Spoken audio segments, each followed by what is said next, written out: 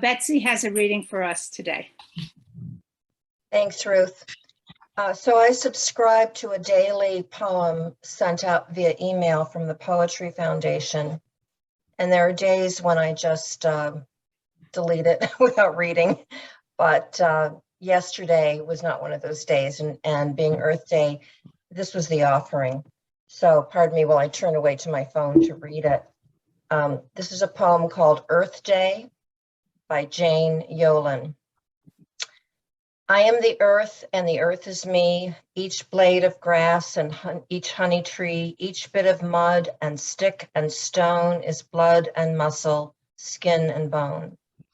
And just as I need every bit of me to make my body fit, so earth needs grass and stone and tree and things that grow here naturally. That's why we celebrate this day. That's why across the world we say, as long as life, as dear as free, I am the earth and the earth is me. It was beautiful. Very Thank you, nice. Betsy. That was really nice and very appropriate for Earth Day, which will now become Earth Weekend, which hopefully will become Earth Year and Decade, but we don't know.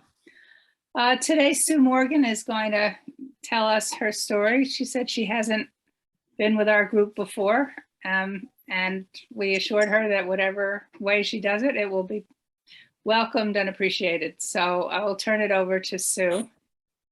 Thank you so much. I'll ask all of you to please mute yourselves. Great.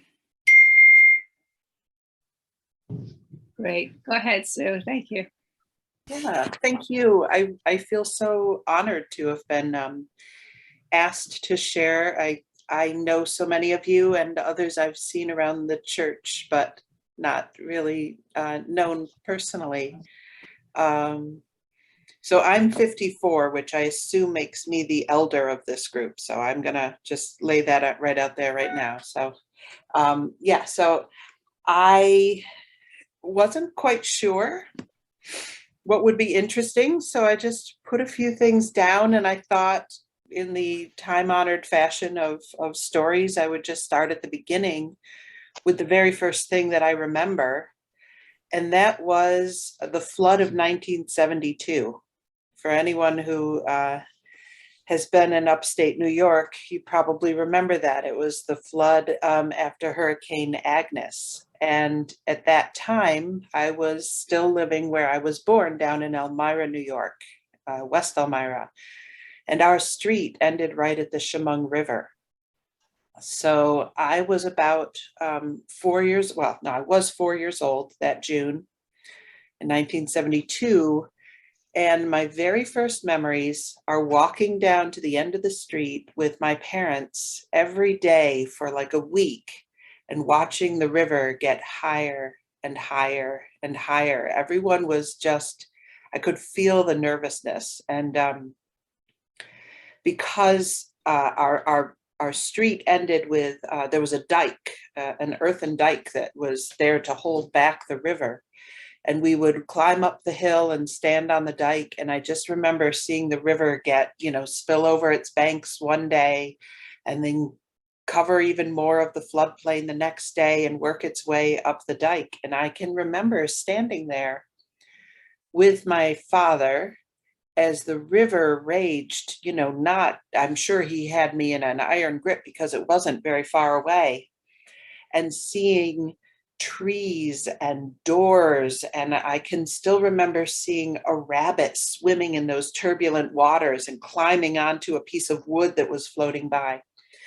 And the memory that will probably always stay in my mind is, it wasn't just us, it was the whole neighborhood would be standing there looking at the river and then heading back and packing up a few more things, moving them up to the second story. And we were standing there, and all of a sudden a house floats by, a whole house. And one of the neighbors goes, "Oh my God, look at that, there's a house floating by." And our neighbor from across the street, a woman named Linda French, she screams and she says, "That's my mother's house." And it was her mother's house floating by down the river. And she just booked it up the street, to call. Of course, there were no cell phones. She's calling relatives. She's calling people just to make sure her mother was okay. Her mother was fine. The house was empty, but I just can imagine as a child, it made a big impression on me that our neighbors saw her mother's house floating by the river. And in fact, that was the house that floated down and took out the main bridge that connected the two sides of Elmira. So yes, that's my earliest memory, and all things surrounded. I remember my father having to go to our house in a rowboat to try to retrieve some things for us while we stayed at my Aunt Mary's in Horseheads. Yeah, so eventually we got the house. The smell of the mud. The smell of the mud and the mold was there for years. The water came not quite up to our second story, came halfway up our first story, and certainly the basement was just covered in mud. My parents had 3 children under the age of 5, and my mother was pregnant with my brother. So I'm the oldest of 4, and she had to deal with all that stuff while she was pregnant. So yeah, so I lived with my family in Elmira, and that's where my parents were from. And my father's family was mostly still centered around there. And we spent a lot of time with both sides of the family, but it was a very interesting contrast because my father's mother had immigrated from Italy. And his father had been a Welsh coal miner who came over to work in the mines in Pennsylvania.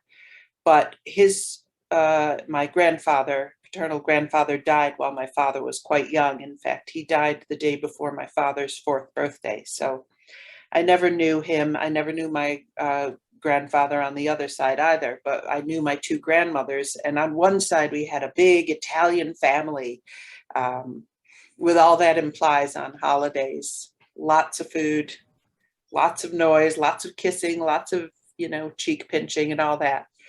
Whereas my mother's side of the family was an interesting mix of English, Irish, French Canadian, and Seneca. So those are her 4 grandparents. And they were much quieter, a much smaller family. So I always thought that was kind of interesting, sort of bouncing back and forth between the big effusive Italian family and the quieter British heritage there. So I grew up Catholic, as I know a lot of Unitarians did. And I remember my first communion and memorizing the Penny Catechism and all of that. I did go to Catholic school. And when I was 10, we moved from Elmira to Penn Yan, actually outside of Penn Yan, a tiny little town called Benton Center, which is mostly Mennonite. It's a little, it's not even a 1-stoplight town. I think it has a blinking light to warn you to slow down a little bit at the main intersection. That's about it. It's mostly Mennonite though, so the traffic doesn't go too fast. So yeah, we moved from a suburb to the country, and that was huge for me. I loved living in the country. Even though I currently live in the city, I still think of myself as a country girl because I just loved having fields and woods and the freedom to just roam everywhere. The natural world became really important to me. I wanted to know the names of all the flowers and all the trees, and I had my little hideouts in the hedgerow near the cornfield. I really found something that spoke to me about being alone in wild places. And I also discovered a love of horses because our neighbors adopted racehorses who had to retire from the racing circuit. Mares they adopted and bred racehorses. And so we had these beautiful horses. We couldn't ride them. I had to go to riding camp if I wanted to ride a horse, but just having these beautiful horses around, it was a real passion to me. And I had we had a split rail fence in front of the house, and each of those was my horse. They each had a different name. So I'd literally put a blanket on for a saddle and put some reins through the post. And, you know, I had my favorite horses, mostly the ones that weren't too pointy at the top. So I was definitely a horse crazy little girl. And another thing that happened when we lived in Penn Yan was Okay, there was a local poet. okay, thank you. Jane, Don't Jane, would you Say please him mute yourself? anything, he's fine. Jane Tuttle, please mute yourself. There we go. There's a local poet named Ralph Seeger who does a lot of poetry about the Finger Lakes, and he invited a couple of kids from each of the Finger Lakes school districts to do a poetry class with him. And my sister and I were the ones who were invited from the Penn Yan school district. And so we got to take this poetry class, and it awakened in me an interest in writing. I wanted to be a writer when I grew up, and I still want to be a writer when I grow up. I've recently started doing more writing again, including poetry. So it took a few decades of being quiet, but now the urge to write is waking up in me again. And then another thing that's had a big influence on my life was meeting a friend who was new to the district. And I don't know how much time you've spent in the Finger Lakes, but at least when I lived there, it was a very white area. Probably still is. So my good friend, Sarah Rodriguez, being Puerto Rican, she stood out. And she and I became very close because we both knew what it was like to feel a little odd and left out. I was definitely bullied in middle school. I had not yet come to an understanding of myself as being gay, or even in fact knew what that meant. Once in a while, I would look at my mother. My mother was a psychiatric nurse. I would look at some of her old 1960s textbooks and look up homosexuality.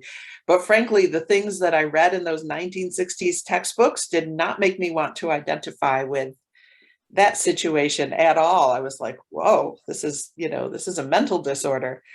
So I did experience a lot of ostracism and bullying in middle school, but I didn't really understand what the difference was there. And so Sarah and I became very close. And the thing that I loved about her family, at the time, there was a British sitcom that was shown on PBS called Good Neighbors. Have any of you ever heard of this show? Loved Good Neighbors. I aspired to be Tom and Barbara Good. And for anyone who hasn't seen it, the show is about the suburban couple who decide to become self-sufficient. I thought that was the coolest thing ever. And my friend Sarah's family tapped the maple trees that ran down alongside their driveway and had a big garden and canned tomatoes and built their own furniture and sewed their own clothes. They even brewed their own beer. I thought they were the coolest family ever. And it was a really neat thing for me to see that was possible, because I was growing up in an era of, you buy your clothes from Sears and you put your Pop-Tarts in the pastry, or your Pop-Tart pastries in the toaster, and, Stouffer's mac and cheese. So to see a family who really took self-sufficiency to heart, that's had a permanent effect. And I live very much like that now. Not that I'm opposed to Pop-Tarts, but I took from them the inspiration that I could always have a garden and can applesauce and make my own things. So that was kind of neat. So I loved living in Penn Yan. It was a beautiful place to grow up. We were at the lake almost every day in the summertime. But yeah, it did have its downside. And another thing that happened when I was in middle school that was kind of a moment of self-awareness for me was talking with my good friend Ida, who was Mennonite. And this was when we were all in 8th grade and thinking about high school. And I said something to her about high school, and she said, well, I'm not going to high school. She was a little bit older than the rest of us. So where we were all maybe 13, I think she was more like 15. And I said, what do you mean you're not going to high school? And she said, well, we don't, meaning Mennonite girls, we don't usually go to high school. I'll probably be getting married in a year or two. And that was very shocking to me. And it also helped me realize at that moment, I was like, I don't think I want to get married, like ever. It just, it was shocking to me to think of a 16 or 17-year-old girl thinking about marriage already. And I was still very much into playing with my horses and reading my books and wandering around in the woods. So right before high school, we moved again. We moved to Waterloo, still in the Finger Lakes. I went to a Catholic high school in the town of Geneva, and it was okay. You know, at the time I was very, it was very Catholic. I sat at the Right to Life table at the county fair with my friend because her mother was the president of the Right to Life chapter of the Finger Lakes, or that of Seneca County, I think. And so we sat there, and we also protested outside of hospitals, you know, with anti-abortion. Now my views on that have done a complete 180. And it's interesting to me to think of how much the high school and other people kind of used high school kids to make anti-abortion messages out in the world. And I found out later that my friend with whom I sat at this Right to Life table, she had an abortion when she was 17. She was afraid to let her mother, who was the president of the Right to Life chapter of Seneca County, she was very afraid to let her know that. So she never told anyone, except she told me a few years later, because she thought she would be heavily judged for that. So yeah, so I was in high school. I became a vegetarian in 10th grade after hearing my history teacher read an article about factory farming of chickens. I was so horrified by that article. I vowed I would never eat meat again, and I have not eaten meat again. And I think another big formative moment for me in high school was when the Women's Peace Encampment marched through Waterloo. Waterloo's not very far from Romulus, where there's an army depot, or was an army depot, and there were rumored to be, and almost certainly were, nuclear warheads at that army depot. And we used to go past it all the time because I had family down in Ithaca. So we would frequently go past the army depot. And one day I noticed this old farmhouse suddenly had a big sign in front of it that said Women's Peace Encampment. And a group of women had bought the property, and they would go down to the gates almost every day as a protest. And they were protesting the presence of nuclear warheads on the depot. And I think I might have been around 16. There was a big march that came through Waterloo, and they started in Seneca Falls. They came through Waterloo. They went to this town park called Lafayette Park and gathered. And like most of the town, I just went thinking it was a spectacle, just something to stare at.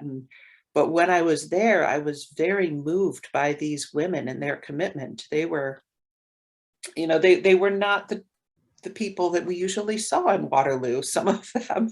And I loved it. I was really moved by their message and their commitment. And they had marched from Seneca Falls to Waterloo.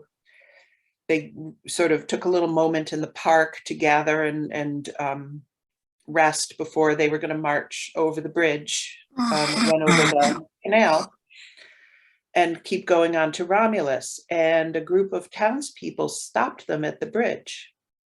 And I remember seeing the anger on the faces of my fellow Waterloovians. You know, there was mostly a group of men, but they had signs that said, I'll always remember the one that said, "Nuke them till they glow and shoot them in the dark." And, you know, they were calling them pinko, commie, lesbo, bitches, you know, just all kinds of names they were calling these women. And they were blocking the bridge. So the women couldn't get over. And there's this angry group of townspeople practically wielding pitchforks. And so the women just sat down. They just decided to do a nonviolent protest, and they sat down. And the police come up from the other side and tell them that they have to clear the bridge or they're going to get arrested.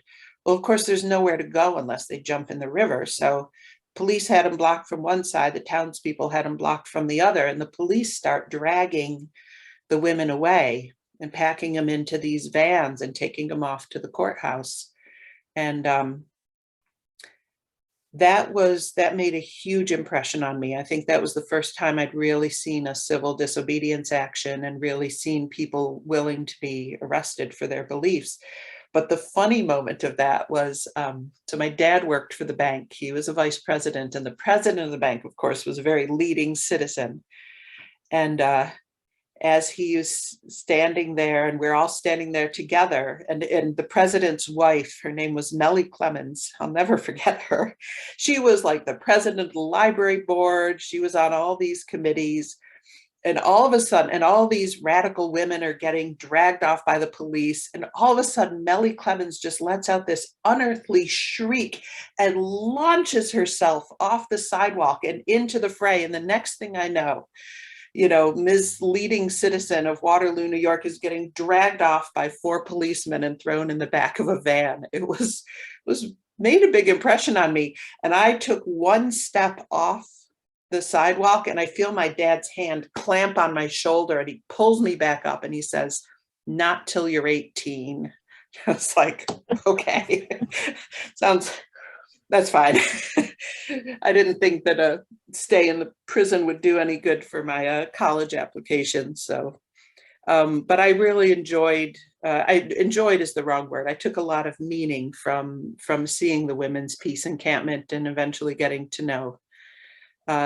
Oh, I see somebody demonstrated at the fence at the Seneca Army Depot. That's great. That's really cool. I have nothing but admiration. So I went to college at SUNY Geneseo, and that's where I came out, and in the most sort of awkward and backhanded way. When I went for the college visit, you know, the freshman orientation, we were given a list of organizations. We could pick 3 that we wanted to have contact us so that we could get involved in student activities. So, you know, I checked off Women's Center, and I checked off Students for Peace and Justice. And then I checked off the Gay Support Group. And I forgot that I did it because I was not even out to myself. It was like one of those moments where my body acted without my brain being involved. One of many moments. But a few weeks into college, I get a call from someone saying they're from the Gay Support Group. And I was like, what are you talking about? I didn't check that box. I don't, why would I check that box? I'm straight. And the person's like, okay, I guess it was just a mistake. And I said, well, wait, do you take like straight supporters in the group? And she said, sure, I guess so. So I joined the Gay Support Group as a straight supporter. That lasted like four weeks. And then I was like, okay, yeah, let's stop pretending here. And the other, so yeah, I was really socially active in college. I became the president of the Gay Support Group by the next year, and I helped start an environmental group, and was a vice president of the Democratic Socialist Group and involved in the women's group. That's really what I got my major in, was social justice organizations. Ostensibly, I got my major in psychology, but it was really social justice organizations. And I remember going to the second march on Gay and Lesbian March on Washington in 1987. There were 750,000 people there. And for someone from a town of about 5,000. That was just, it blew my tiny mind. It was really an extraordinary event to be involved in. So yeah, so after college, I know we're kind of running to the end, so I'll be faster about this. After college, I didn't really know what I wanted to do with a degree in psychology. So my girlfriend at the time had seen something about an opportunity to do an internship or an apprenticeship on an organic farm. And I said, sure, why not? So not knowing what I was getting myself into, it was a wonderful experience, one of the best experiences of my life, but man, was it hard work. I had never worked so hard. So the two of us went to Rose, New York, over in Wayne County, and we apprenticed on an organic farm. And it was the farm that really started the CSA movement in Western New York. The CSA movement had already been a little more active in like Massachusetts and some other areas, but this was one of the first farms, if not the first farm in Western New York that had a community supported agriculture program. And that was just starting up that year. So that was really exciting. And that love of gardening and farming has stayed with me. And ironically, the farmer that I apprenticed under, Elizabeth Henderson, she now lives in Rochester, and she lives on my street about 4 houses away. So she's a world-renowned organic farmer, and I get to get her free advice on my tomato plants whenever I want it. So we've stayed very close. And the way I ended up coming to Rochester is that I would make the deliveries from the farm to the old co-op. And if any of you are really old Rochesterians, you'll remember that the co-op, before it was on South Ave, before it was on Marshall Street, it used to be on Monroe Avenue, across from Blessed Sacrament Church. And I would make deliveries of organic produce to there. And as my apprenticeship was ending, I finally was thinking, well, what comes next? And I asked them, do you have a job? And I ended up getting hired by the co-op, and I worked there. I ended up becoming a manager there eventually, and I worked there for 9 years.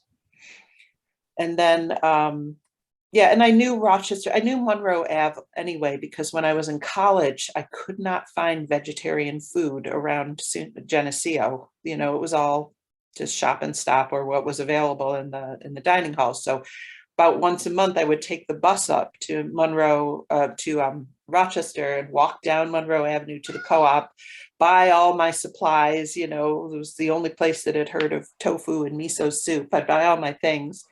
And what was funny is I would often have 2 big shopping bags full of vegetarian supplies for the next month. And instead of taking the bus back to Geneseo, I would meet my friends out at a gay bar called the Liberty. And so I'd have to find a place to park my groceries while we danced and watched a drag show. And then 2 o'clock in the morning, they'd be heading home, and I'd be like, wait a minute, I need to go get my tofu, and would bring my groceries back. So I had supplies for the next few weeks.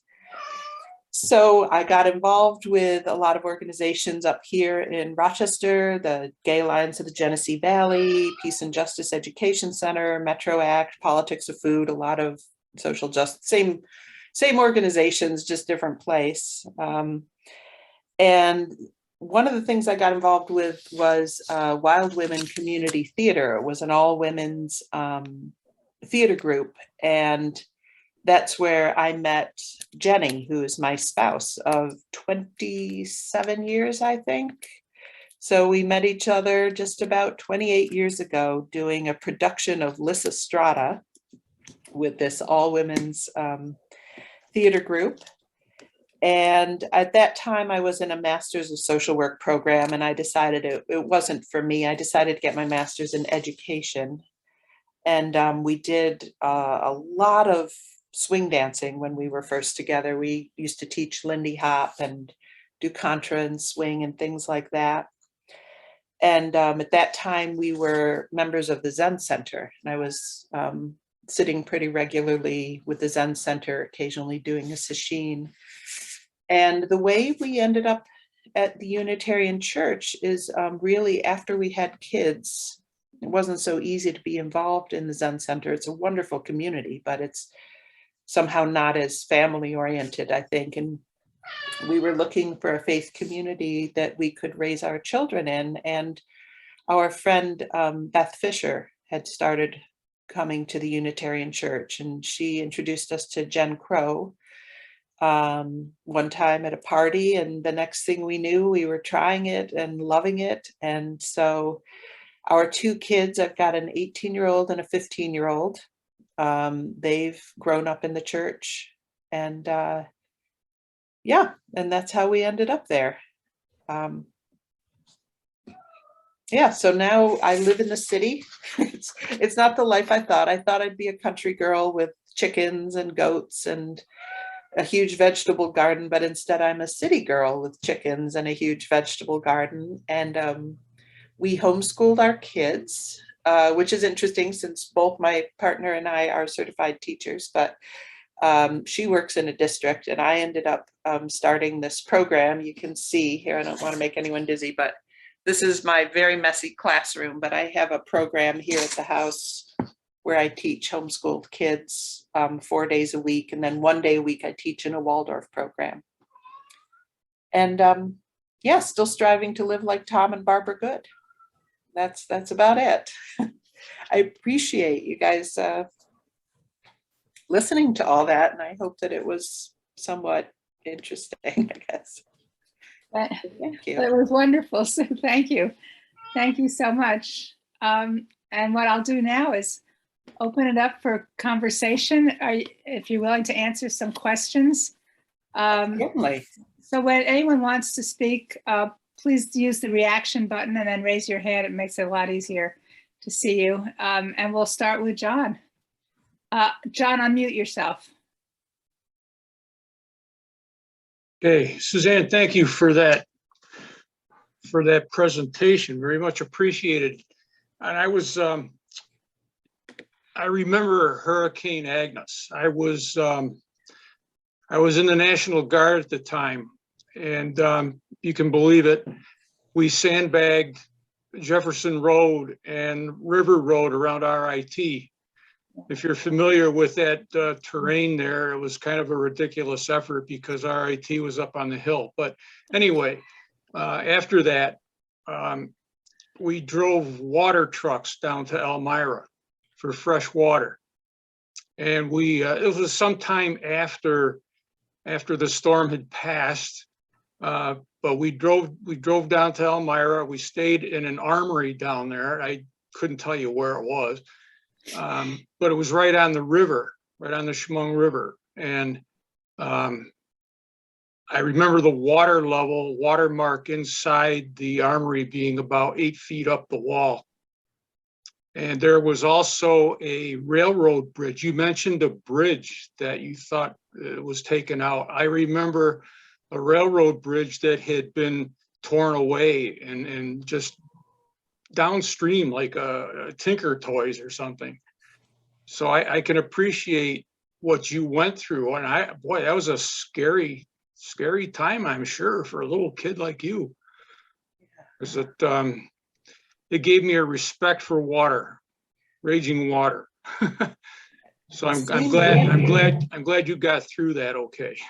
Thank you. Yeah, I understand what you mean. I've always, even though I grew up in the Finger Lakes swimming literally every day, you know, that it was possible, and I'm a very good swimmer, I have a deep respect for how water can turn vicious. It wasn't the railroad bridge that washed away. Okay. I do know which one you mean. That wasn't the one that was hit by the house, but that one just got washed away in the water. Yeah, totally. Yeah, I remember downtown cars being flipped. Yeah. It was incredible. Yeah. Thank you for giving us water. Trying to protect us. Yeah, I guess you needed it. So, you know, we took down about, I don't know, 5 trucks. I don't know where they got them because our guard unit didn't have them. I mean, that wasn't part of our fleet, if you will, but we had them. They brought them in from somewhere and we took them down. So. Great, thank you, John. Howie, how about, I think Howie's next. Hi, Suzanne. Hearing your story, hearing you tell your story reminds me of how much I miss you in our Soul Matters group this year. Oh, I know thank you. I know you've been busy with juggling all you have to juggle in your life, but I've always found your way of expressing yourself to be engaging and interesting. And maybe I'll just ask a generic question of if you had to live your life over again, is there any point where you made a decision or a choice, looking back on it, you wish maybe you made a different choice? I really can't think of one, to be honest. I'm not saying that I always made great choices, but I like where I've ended up. You know, Mm. I've got a happy partnership. I've got 2 amazing kids. I'm sure that if I had made different career choices financially, we might find ourselves in a different space, but I wouldn't have missed the experience of homeschooling our kids or getting to know the incredible communities that I've gotten to know. So I'm gonna say no. I'm gonna say it's for you. okay. You know, I can't think of anything that I would want to be different right now, and so I'm okay with how I got here. Yeah. Yeah, probably one of the biggest choices I made, I'll just tell it very briefly. One of the biggest choices I made was accidental when I was a little bit intoxicated. I went through a wrong door and found myself in the scene shop of the theater at college. And within 2 weeks, I had changed my major to theater. And had gotten a job as the master electrician of the theater, even though I didn't know what I was doing. I didn't know how to operate a power tool. So yeah, sometimes it's the non-choices that make a big impact. And if I hadn't done that, then I don't think I would have gotten involved in theater here in Rochester, and I wouldn't have met my partner. So yeah, I'm gonna say it's all good. I don't dwell a lot on different things I could have done. You know, whatever brings you here is the right path, I think. Thank you. Yeah. The Schwartzes, I believe, are next. Thank you, Sue. Appreciate it very much. And I like the way you tell your story as well.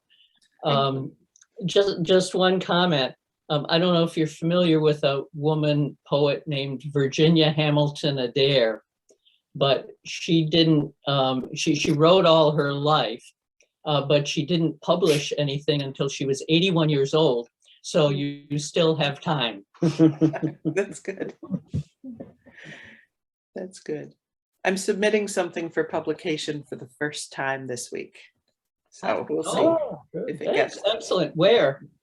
Well, you know, it's okay to start small, right? That's what E.B. White said. It's okay to start small. So Rundell Library, the Central Library, has a little publication called Rundellania, and I wrote a short story that I'm going to submit to there.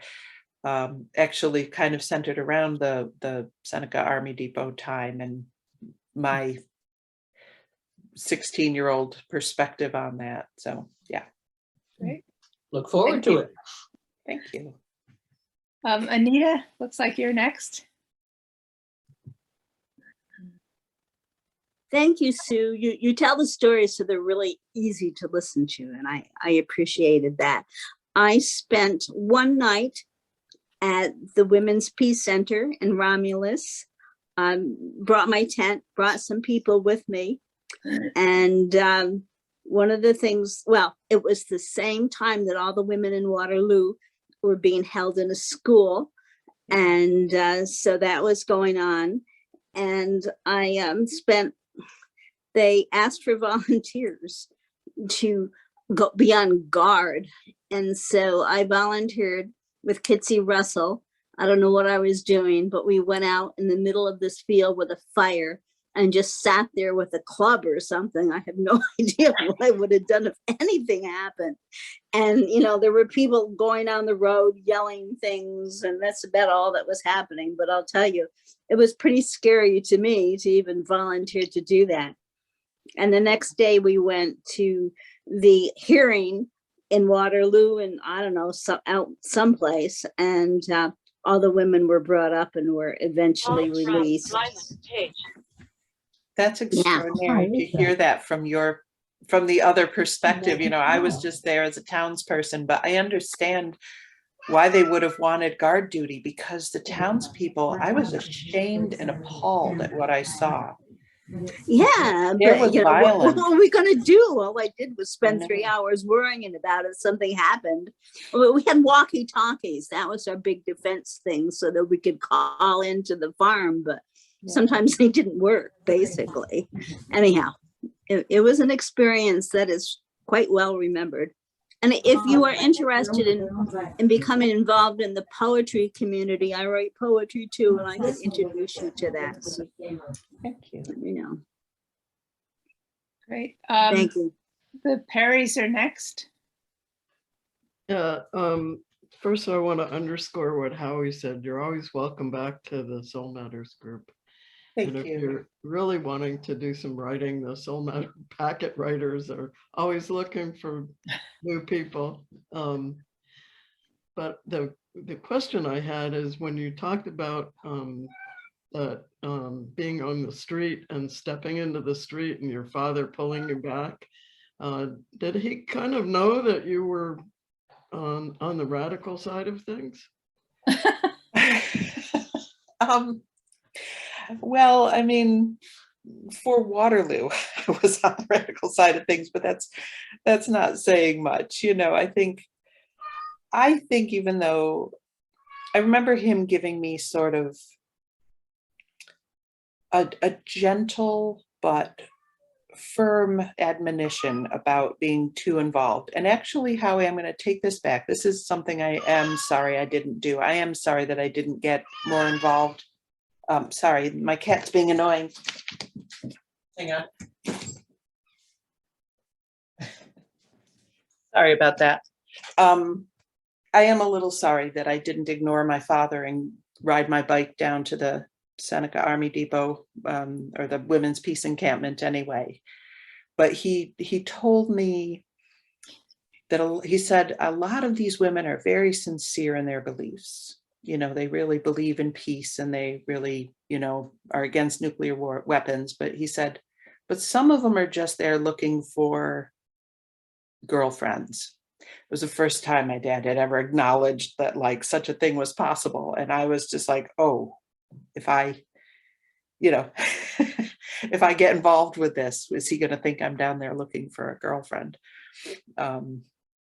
So, yeah, I think my parents knew that I was a little bit on that side of things, you know. But, you know, I was a good Catholic schoolgirl. Yeah. I was still sitting at the Right to Life table. I was still, you know, going to daily mass sometimes. I took the Catholic die pretty easily for a while. Yeah. I don't know if that answers what you're asking, Anne, but that's what I'd say. Yeah. Barb, looks like you're next. Thank you, Sue. That was great. Thank you. Sue, it's been, you and I have, our friendship has been one that's been forged over Zoom, because That's we right. really didn't know each other. And then we put together early on in the pandemic, and we're in several coffee hours for months, it seems. That's right. And so I'm delighted to know more of your story. And it was a wonderful trip down memory lane, because my DeLeo husband, Hendrik, and I were very good friends with Peter and Alice McWalters, who had at that time a summer home in Hector. Mhm. And so driving from Rochester to Hector meant we had to drive through Waterloo. Yep. And it was fine when I was with Hendrik, but then after he died, I would continue to go down there. And like Waterloo was terrifying to me. I mean, that's it, because we would go like this Memorial weekend, right? And they'd have all like the history of Memorial Day started here and so on and so forth. And all these kind of Confederate sort of style flags and so on and so forth. And so it just made me remember driving through there by myself when I was a widow, going to their house for the weekend, and just how felt like I was driving through Alabama. You know, here was this Black woman driving through Waterloo. So your confirmation of my instinct, because nobody ever said anything. I never stopped. I always had gas, never had to go to the bathroom. It's like, you just keep going through this little 5-mile stretch of land. But all of the places down there were like that, you know. You'd stop at Hector and it's like, what are you doing down here? Or, you know, you know somebody down here? And, you know, who do you know? Right. And it's like, okay, well, I don't want to out my friends. Right. And talking about the Genesee Co-op, I'm one of those original shareholders, right? My number is 214. So I'm still, and so all those evolutions. And so that was just interesting to think about the co-op over the same period of time, your personal evolution, but also the evolution of cooperative food shopping and the whole movement. Because I was just kind of on the outside of that. And a lot of Hendricks friends were very engaged, Elizabeth Henderson being one of them. We're engaged with the piece with the women's Seneca depot. But I'm interested from your perspective about the demographics of that. My sense is that there were not a lot of women of color that were involved in that. Is that an accurate perception or no? Well, I was never, you know, I was so young. I never really was at the camp itself. And I think that the march that went through perhaps attracted other groups. So certainly that day there were more women of color in Waterloo than there perhaps had been for the preceding 200 years. I don't know. But I really couldn't speak to that. Again, I was 16 and just waking up, I'd say. You know what I mean? What were the demographics of Waterloo? Oh, of Waterloo, Catholic, white. Were there any people of color? I mean, were there any settled out migrant climbers or anything like that, like you'd see in North Rose and some of those places, or any population of all that was not white? Absolutely, certainly.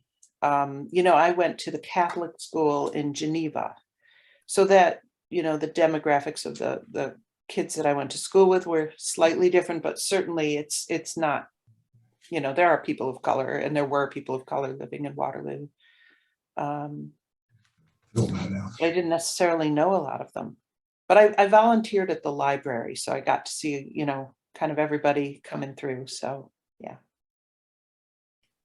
And one last question: do you think my instincts were accurate, Sue, in terms of being fearful of stopping in Waterloo? So here's the thing: not being a person of color, I think that the notion of microaggressions is something that I've had to learn to look at and identify. So certainly I don't think anyone would have physically, but I have a feeling that your sense of like, what are you doing here? You don't belong here. You're definitely not one of us. That would have been very, yeah, I think you're right. It was a hard place to grow up and be different in any way, I would say. Thank you. This was great. Thanks, Sue. Thank you. Jack or Sandy, I don't know which of you had a question. I have, thank you, Sue, it was wonderful, but I'm going back to something you said very early in your talk when you mentioned a Seneca relative.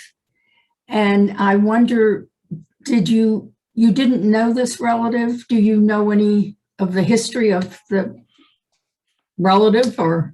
No, I mean, I have a picture of her and I know her name. Her name was Marilla Shappy. I know she was Seneca, and I don't know beyond that. I don't know a clan affiliation. I am myself, you know, I don't claim any affiliation to be Seneca because I'm descended from her son. So her son, Jesse Shappy, was my grandfather.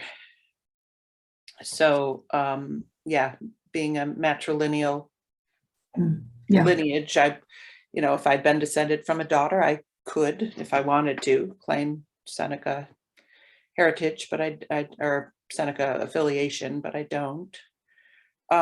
Yeah, so that's all I know. I know that the Seneca were, going way, way back to when the Seneca villages were being broken up and people were being dispersed and killed, and certainly, but the villages were being dispersed. There was a group of Seneca who settled near a town called Catherine, not Catherine, but Catherine, which is down near Montour Falls, kind of near Watkins Glen. There's Montour Falls, and then there's a little town, Catherine and Odessa, a bunch of towns down there.